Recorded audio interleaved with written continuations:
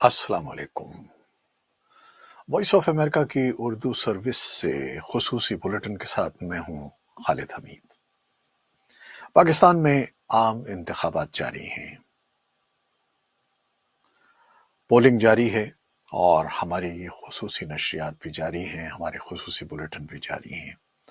हमारे यहाँ रात ढल रही है, आपके यहाँ दिन निखर रहा है, चढ़ रहा है और इंतखाबात में ज़ोर शोर नज़र आ रहा है। तो पाकिस्तान के इंतखाबात न सिर्फ मुल्क में बहुत अहमियत रखते हैं बल्कि बैनुल-अक़वामी मीडिया में भी पाकिस्तान के इंतखाबात को जहां मुल्क को दरपेश मसाइल के तनाजुर में अहम करार दिया जा रहा है, वहीं इन इंतखाबात की साख के हवाले से कई सवालात भी उठाए जा रहे हैं। इसकी मज़ीद तफसीलात जानने के लिए हम चलते हैं अपनी साथी नीलोफर मुगल के पास। जी नील,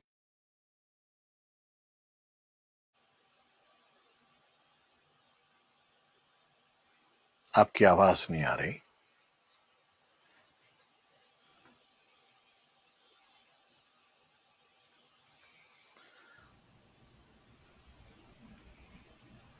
जी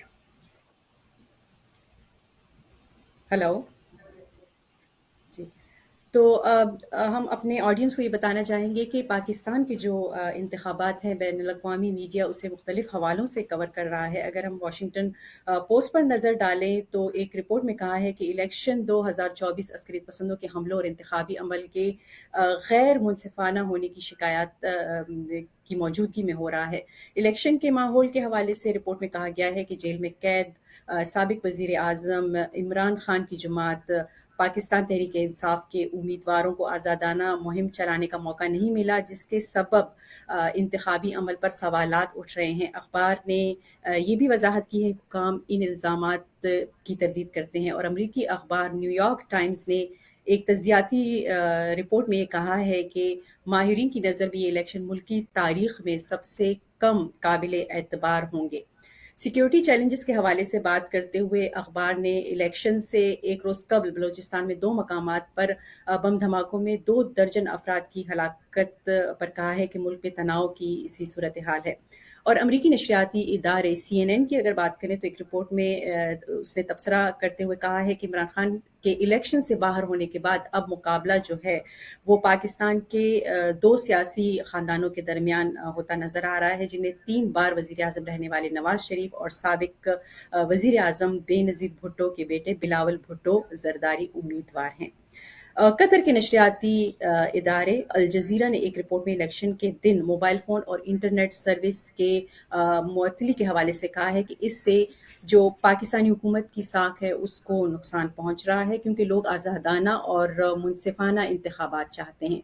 बरतानिया के अखबार जो है इंडिपेंडेंट, उसने अपनी रिपोर्ट में लिखा है कि सियासी रहनुमाओं की गिरफ्तारियों और इमरान खान के खिलाफ कानूनी इकदामात की शिद्दत की मिसाल नहीं मिलती तारीख में। और भारतीय अखबार टाइम्स ऑफ इंडिया ने भारत के पाकिस्तान में साबिका हाई कमिश्नर अजय बिसारिया का इंतखाबात के हवाले से इंटरव्यू में कहा कि तबसरा किया कि 8 फरवरी के जो इंतखाबात हैं उनमें धांधली नुमाया है और ये इलेक्शन की बजाय सिलेक्शन नज़र आता है, क्योंकि एक मनपसंद हुकूमत को इक़्तिदार में लाने के लिए इंतखाबात से पहले ही मुबैना तौर पर धांधली की गई है। और CNN ने ये भी लिखा है कि पाकिस्तान की जो फ़ौज है और निगरान हुकूमत है उसने इमरान खान की जमात को दबाने के इल्ज़ामात को मुस्तरद किया है। जी खालिद साहब। भैया, ये नीलोफर आपको बता रही थी बैनुल-अक़वामी अखबारात की राय पाकिस्तान के इंतखाबात के बारे में। और अमरीकी कांग्रेस वुमेन शीला जैक्सन ली अमरीकी ऐवान नुमाइंदगान में पाकिस्तानी कॉकस की बानी और को चेयर हैं।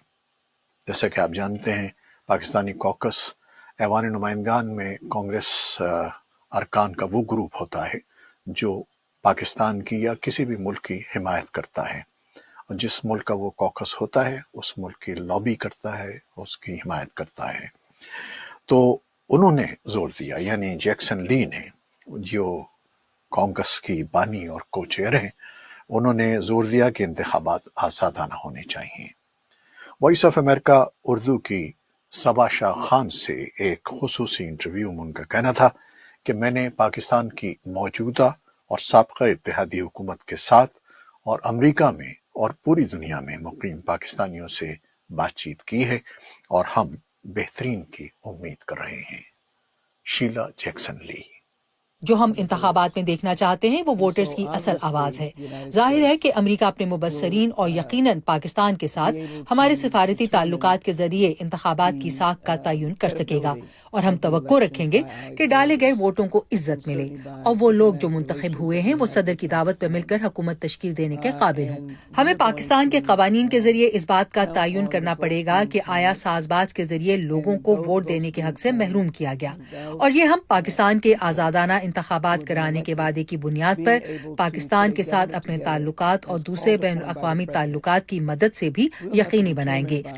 لہٰذا بہت ساری پارٹیز ہوں گی جو اس بات کا جائزہ لیں گی کہ آیا یہ انتخابات آزادانہ تھے یا نہیں، اس سے پہلے کہ ہم یہ فیصلہ کریں کہ ساز باز کیسے ہوئی۔ شیلا جیکسن لی کے تاثرات آپ سن رہے تھے۔ اس سے پہلے آپ نے بین الاقوامی اخبارات کی رائے سنی انتخابات کے بارے میں، اور یہاں امریکہ میں رہنے والے وطن سے دور پاکستانی کیا سوچتے ہیں انتخابات کے بارے میں، نیو یارک میں خاص طور پر رہنے والے، اس کے بارے میں ہمارے ساتھی نیو یارک میں انشمن آپٹے نے ایک رپورٹ تیار کی ہے۔ آئیے دیکھتے ہیں۔